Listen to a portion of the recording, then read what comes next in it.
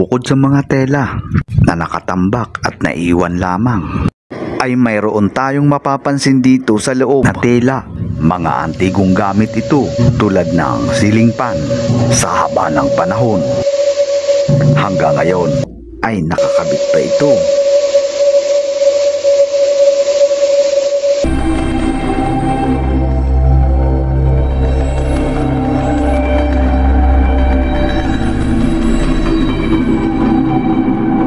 Basag-basag na ang mga salamin ng bintana.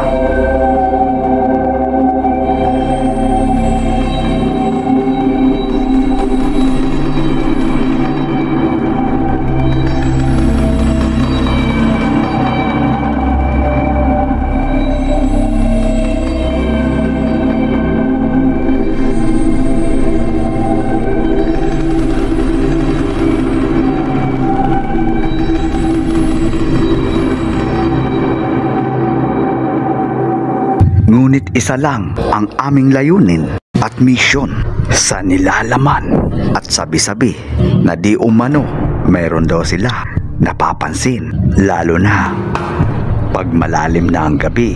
Kaya naman sinadya naming pumasok dito ng hating gabi sa ilalim ng gusaling ito.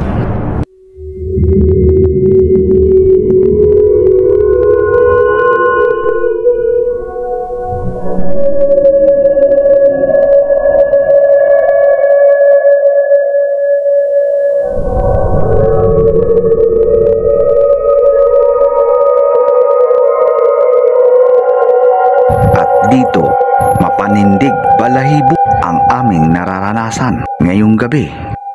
Ay ilang beses bumigat ang aking batok dito sa area na ito. Ngunit itinuloy pa rin namin ang aming pag-iikot